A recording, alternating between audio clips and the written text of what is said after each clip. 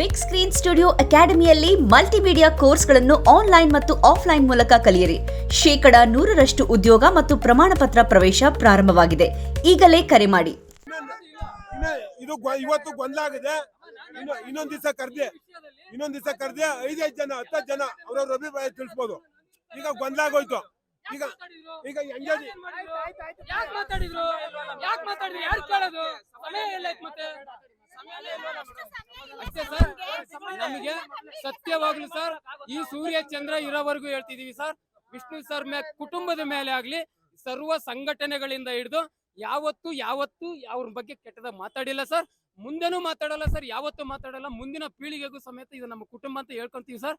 ನಮಗೀಗ ಆಗಿರೋ ಅನ್ಯಾಯ ಏನಂದ್ರೆ ಸೆಪ್ಟೆಂಬರ್ 18ನೇ ತಾರೀಕಿಗೆ ಅವ್ರ ಹುಟ್ಟುಹಬ್ಬ ಬರುತ್ತೆ. ಅದ್ರ ಒಳಗಡೆ ಅಲ್ಲೇ ಒಂದು ಸ್ಮಾರಕಕ್ಕೆ ಏನಾದ್ರು ನಮ್ಗೆ ಆದೇಶ ಸರ್ಕಾರದಿಂದ ಬರ್ಬೇಕಂದ್ರೆ ಇವತ್ತು ಹೆಂಗೆ ನಾವು ಅಭಿಮಾನಿಗಳ ಜೊತೆ ಇದೀವಿ ಅಂತ ಹೇಳಿದಾರೆ ಅನಿರುದ್ಧ್ ಸರ್, ನಾವೆಲ್ಲ ಇಡೀ ಕರ್ನಾಟಕದ ಅಭಿಮಾನಿಗಳು ಬರ್ತೀವಿ ಸರ್.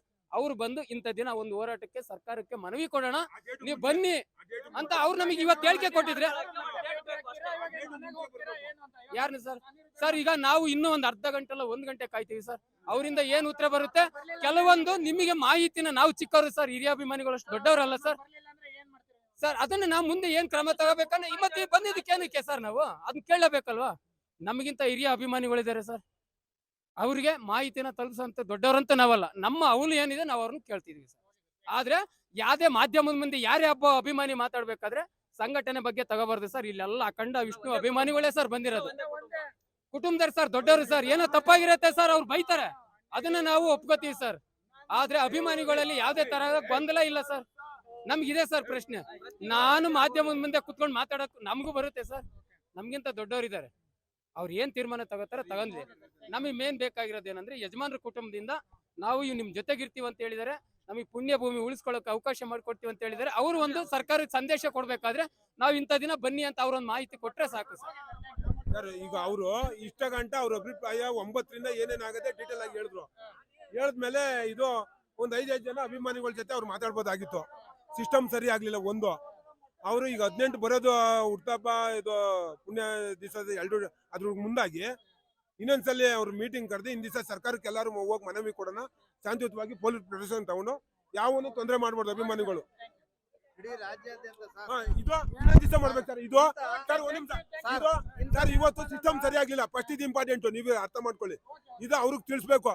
ಇದು ಬ್ಯಾರಿಕೇಡ್ ಹಾಕಿ 5 ಜನ ಲೈನ್ ಹೋಗಿ ಅವ್ರನ್ನ ಮಾತಾಡ್ಸ್ಕೊಂಡ್ ಬರ್ಬೇಕಾಗಿತ್ತು. ಇದು ಇವತ್ತು ಮಾಡಿದ ಸಿಸ್ಟಮ್ ಗೊಂದಲ ಕಾರಣ ಆಯ್ತು. ಇದು ಆಡ್ಕೊಳ್ಳೋರ್ಗೆ ಅನುಕೂಲ ಆಯ್ತು. ಇದು ಬಂದಿದ್ದೀವಿ. ಅನಿರುದ್ಧ್ ಸರ್ ನಮ್ಗೆ ಒಂದು ಪುಣ್ಯಭೂಮಿಗೋಸ್ಕರ ಏನಾದ್ರು ಒಂದು ನಿರ್ಧಾರ ಕೊಡ್ತಾರೆ ಅಂತ ಬಂದು, ಆದ್ರೆ ಅವರ ಮಾತು ಮೇಲೆ ನಮ್ಗೆ ಯಾಕೋ ಭರವಸೆ ಸಿಗ್ತಾ ಇಲ್ಲ. ಇಲ್ಲೆಲ್ಲ ವಿಷ್ಣು ಸರ್ ಅಭಿಮಾನಿಗಳು ಬಂದಿರೋದೇನು ಕೆಲಸ ಇಲ್ಲದೆ ಕಾರ್ಯಗಳಿಲ್ಲದೆ ಬರಲ್ಲ. ಇಲ್ಲ ದುಡ್ಡು ಕಾಸು ಕೇಳ್ಕೊಂಡು ಯಾರು ಬರಲ್ಲ. ಇಲ್ಲಿ ಅವ್ರವ್ರ ಅಭಿಮಾನದಿಂದ ಬಂದಿದ್ದಾರೆ. ಅವ್ರು ಹೇಳ್ತಾರೆ ಅಭಿಮಾನಿಗಳು, ಕೆಲವರು ಅಭಿಮಾನಿಗಳಿದ್ದಾರೆ ಅಂತ. ಆತರ ಅಲ್ಲ. ಇಲ್ಲಿ ಎಲ್ಲರೂ ಆ ಪ್ರೀತಿ ವಿಶ್ವಾಸದಿಂದ ಬಂದಿರೋದು. ಯಾರು ದುಡ್ಡು ಕಾಸಿಂದ ಯಾರು ಅಭಿಮಾನಿಗಳು ಬರಲ್ಲ. ಇಲ್ಲಿ ರಾಜಕೀಯದಲ್ಲಿ ಮಾತ್ರ ದುಡ್ಡು ಕಾಸು ಕೊಡ್ಬೇಕು, ಅಭಿಮಾನಿಗಳಿಗೆ ಯಾರು ದುಡ್ಡು ಕಾಸು ಕೊಡಂಗಿಲ್ಲ. ದಯವಿಟ್ಟು ಪುಣ್ಯ ಭೂಮಿ ನಮ್ಗೆ ಅಲ್ಲೇ ಆಗ್ಬೇಕು. ನಿಮ್ ಕೈಲಿ ಆಗಲ್ಲ ಅಂದ್ರೆ ದಯವಿಟ್ಟು ಸರ್ಕಾರದವರು ನಮ್ ಕೈಲಿ ಆಗಲ್ಲ ಅಂತ ಒಪ್ಕೊಬಿಡಿ.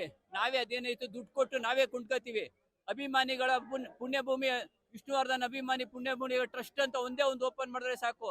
1000 ಜನ, ಲಕ್ಷಾಂತರ ಜನ, ಕೋಟ್ಯಾಂತರ ಜನ ಅದಕ್ಕೆ ಪರಿಹಾರ ನಿಧಿಗೆ ಹಣ ಸಂಗ್ರಹ ಮಾಡಿ ನಾವೇ ಕೊಂಡ್ಕೋತೀವಿ. ಆದ್ರೆ ದಯವಿಟ್ಟು ನೀವು ಕುಟುಂಬದವರು ನಮ್ ಜೊತೆ ಇರ್ಬೇಕು.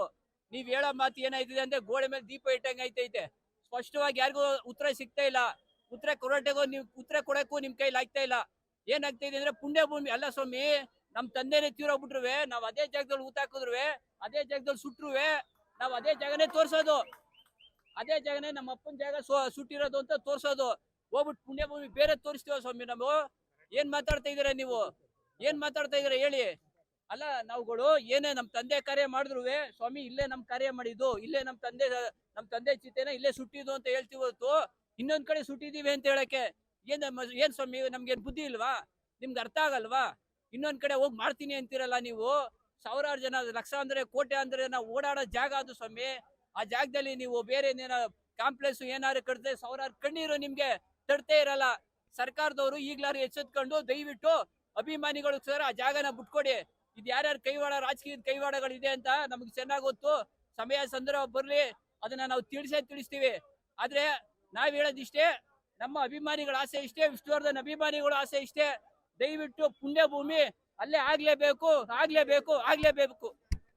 ಸರ್ ಮುಸ್ಲಿಮ್ಸ್ ಮತ್ತೆ ಇದಾರೆ ಅದನ್ನ ದರ್ಗಾ ಮಾಡ್ತಾರೆ ಸರ್. ಸುತ್ತಿ ಜಾಗನ ದರ್ಗಾ ನಾವು ಚುಂಚಿಂಗಿರಿಂದ ಬಂದಿದ್ದೀವಿ. ನಾವು ಕೇಳ್ಕೊಳ್ಳೋದು ಇಷ್ಟೇ, ಅವ್ರಿಗೆ ಸುಟ್ಟಿರೋದೇ ಸಾಕು, ಏನೂ ಬೇಕಾಗಿಲ್ಲ ಅದಕ್ಕೆ ಬರೀ ಬೂದಿ ಬೇಕಾಗಿಲ್ಲ. ಬೂದಿನ ಅಸ್ಥಿ ಬಿಡಕ್ಕೆಲ್ಲ ತಗೊಂಡೋಗಿರ್ತಾರೆ. ಎಲ್ಲಾನು ಇದು ಮಾಡ್ಕೊಂಡು ಅಸ್ಥಿ ಬಿಟ್ಟಿರೋದು, ಯಾವ ಭೂಮಿ ಮೇಲೆ ಏನೂ ಮಡಗಿರಲ್ಲ. ಆ ಥರ ಹೇಳಂಗಿಲ್ಲ. ಆ ಜಾಗದಲ್ಲಿ ಎಷ್ಟು 10 ಕುಂಟೆ ಆಗಲಿ ಆ ಜಾಗದಲ್ಲಿ ವಿಷ್ಣುವರ್ಧನ್ ಅವ್ರಿಗೆ ಪೂಜೆ ಮಾಡೋಕ್ಕೆ ಜಾಗ ಬೇಕೇ ಬೇಕು. ಅಭಿಮಾನಿ ಕೊಡ್ತಾರೆ, ಮಾಡಬೇಕು. ನೀವು ಆಗೋದಾದರೆ ಒಳ್ಳೆ ತಂದಲ್ಲಿ ಆಗೋದಾದರೆ ನೀವು ಸಹಾಯ ಮಾಡ್ತೀವಿ ಅಂದರೆ ಮಾಡಿ, ಇಲ್ಲ ಅಂತಂದರೆ ನೀವು ಹೆಂಗೆ ಇದ್ದೀರಾ ಹಂಗೆ ಇದ್ಬಿಡಿ. ನಮ್ಗೆ ಅಲ್ಲಿ ಸಂತೋಷ, ಎಲ್ಲಿದ್ರು ಸಂತೋಷ. ಮೈಸೂರಲ್ಲಿ ಮಾಡಿರೋದು ಸಂತೋಷ. ಆದರೆ ನಮಗೆ ಬೆಂಗಳೂರಲ್ಲಿ ಎಲ್ಲಿ ಮಣ್ಣು ಮಾಡಿದ್ದಾರೆ, ಅವ್ರು ಮಣ್ಣು ಮಾಡಿದ್ದಾರೆ ಅನ್ನಂಗಿಲ್ವಂತೆ. ಎಲ್ಲಿ ಅಗ್ನಿ ಸ್ಪರ್ಶ ಮಾಡಿದ್ದಾರೆ ಅದೇ ಜಾಗದಲ್ಲಿ ಬೇಕು, ಅದೇ ಜಾಗದಲ್ಲಿ ಪೂಜೆ ನಡಿಬೇಕು. ಅಲ್ಲಿ ಪೂಜೆ ನಡೆದ್ರೆ ವಿಷ್ಣು ಅಭಿಮಾನಿಗಳಿಗೆ ನೆಮ್ಮದಿ ಸಿಗ್ತದೆ ಹೊರತು ಅವ್ರು ಎಲ್ಲೇ ಪೂಜೆ ಮಾಡಿದ್ರು ವಿಷ್ಣುವರ್ಧನ್ ಅವ್ರಿಗೆ ನೆಮ್ಮದಿ ಸಿಗಲ್ಲ. ಮೊದಲನೇದಾಗಿ ಎಲ್ಲರಿಗೂ ನಮಸ್ಕಾರ ಹೇಳ್ತಾ, ನಾನು ವಿಷ್ಣುವರ್ಧನ್ ಅಂಕಲ್ ರವರ ಪುಟ್ಟ ಅಭಿಮಾನಿಯಾಗಿ ಒಂದು ದಿಟ್ಟ ನಿರ್ಧಾರವನ್ನ ಹೇಳಕ್ ಇಷ್ಟಪಡ್ತೀನಿ. ಮೊದಲನೇದಾಗಿ ನಾನು ಮಾತಾಡೋಕ್ಕೂ ಮುಂಚೆ ಆ ದೇವ್ರನ್ನ, ಅಂದ್ರೆ ನಮ್ಮ ಮನೆ ದೇವ್ರ ನರಸಿಂಹ ಸ್ವಾಮಿ, ಆ ದೇವ್ರನ್ನ ನೆನ್ಸ್ಕೊಂಡು ನನ್ನ ಮಾತನ್ನ ಶುರು ಮಾಡ್ತಾ ಇದ್ದೀನಿ. ಮೊದಲನೇದಾಗಿ ದೇವ್ರು ಅಂದ್ರೆ ಏನ್ ಹೇಳಿ, ಇವಾಗ ಇಲ್ಲಿ ಪಂಚಭೂತಗಳೇನಿದೆ, ಅಗ್ನಿ, ಜಲ, ವಾಯು, ಪೃಥ್ವಿ, ಆಕಾಶ, ಇವುಗಳನ್ನ ಪಂಚಭೂತಗಳು ಅಂದ್ರೆ ದೇವ್ರು ಅಂತ ಕರೀತಾರೆ. ಇದ್ರಲ್ಲೆಲ್ಲ ಲೀನವಾಗಿ ವಿಭೂತಿಯ ಆಕಾರ ಪಡೆದಿರುವಂತ ವಿಷ್ಣುವರ್ಧನ್ ಅಂಕಲ್ ರವರಿಗೆ ಅಂಗೈ ಅಗಲದಷ್ಟು ಜಾಗ ಕೊಡ್ಲಿಲ್ಲ ಅಂದ್ರೆ ನಾವ್ ಅವ್ರನ್ನ ಬೈಕೊಬೇಕಾ? ಇಲ್ಲ, ಬೈಕೊಂಬೇಡುದು. ಅವ್ರು ನಮ್ಗೆ ಅಂತ್ಯನ ತೋರಿಸಿದ್ದಾರೆ. ನಾವೆಲ್ಲರೂ ಸೇರ್ಕೊಂಡು ಅವ್ರಿಗೆ ಆರಂಭನ ತೋರಿಸ್ಬೇಕು. ಯಾಕಂದ್ರೆ ಈ ಪ್ರಪಂಚದಲ್ಲಿ 2 ತರ ಮನುಷ್ಯರು ಇರ್ತಾರೆ. ಒಬ್ರು ಬಹಿರಂಗ ಕಳ್ಳರು, ಇನ್ನೊಬ್ರು ಅಂತರಂಗ ಕಳ್ಳರು. ಬಹಿರಂಗ ಕಳ್ಳರು ಅಂದ್ರೆ ಏನ್ ಹೇಳಿ, ಅವರು ಚಿನ್ನ, ದುಡ್ಡು, ವಾಚು, ಮೊಬೈಲು ಇದನ್ನೆಲ್ಲ ಕಳ್ತನ ಮಾಡ್ತಾರೆ.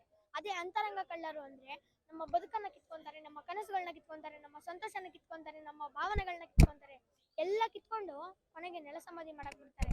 ಯಾಕಂದ್ರೆ ಈ ಪ್ರಪಂಚ ನಿಂತಿರೋದು ಮನಸ್ಸಾಕ್ಷಿ ಮೇಲಲ್ಲ, ಒಂದು ಪೇಪರ್ ಮತ್ತೆ ಒಂದು ಕಲರ್ ಮೇಲೆ. ಒಂದು ಪೇಪರ್ಗೆ ಕಲರ್ ಮಾಡಿದ್ರೆ ಅದು 500 ರೂಪಾಯಿ ನೋಟ್ ಆಗ್ಬಿಡುತ್ತೆ. ಅದ್ರ ಕೆಳಗಡೆ ಒಂಚೂರು ಜಾಗ ಕೊಟ್ರೆ ಅದು ಒಂದು ಬಾಂಡ್ ಪೇಪರ್ ಆಗುತ್ತೆ. ಆ ಖಾಲಿ ಜಾಗದಲ್ಲಿ ಹೆಣ್ಣು, ಹಣ್ಣು, ಮಣ್ಣು ಅಂತ ಬರ್ಕೊಂಡು ಇನ್ನೊಬ್ರು ರಕ್ತವನ್ನೇ ಇಂಕ್ ತರ ಮಾಡ್ಕೊಂಡು ಸೈನ್ ಹಾಕ್ಬಿಡ್ತಾರೆ. ಇಷ್ಟೇ ಪ್ರಪಂಚ. ಇವಾಗ ನಾನೊಂದು ಹಾಡು ಹೇಳ್ತೀನಿ. ಫಸ್ಟ್ ಲೈನ್ ನಾನು ಹಾಡ್ತೀನಿ, ಸೆಕೆಂಡ್ ಲೈನ್ ಇಂದ ನೀವೆಲ್ಲರೂ ನನ್ನ ಜೊತೆ ಹಾಡ್ಬೇಕು, ಸರಿನಾ?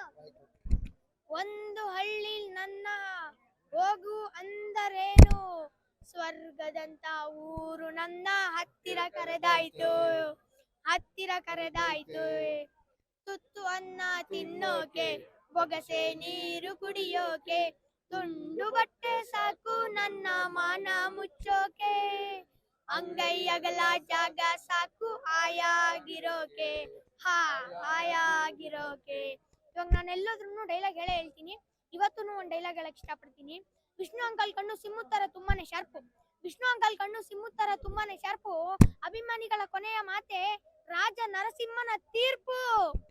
ಹಣೆ ಬರ ಬರೆಯೋನು ಆ ಬ್ರಹ್ಮ, ಆ ಬ್ರಹ್ಮಂಗೆನೆ ಪೆನ್ ಕೊಟ್ಟಿದ್ದು ನಮ್ ಲಕ್ಷ್ಮೀ ನರಸಿಂಹ. ಇಷ್ಟೆಲ್ಲ ನನ್ನ ಮಾತನ್ನ ಮುಗಿಸ್ತಾ ಇದ್ದೀನಿ. ಧನ್ಯವಾದ.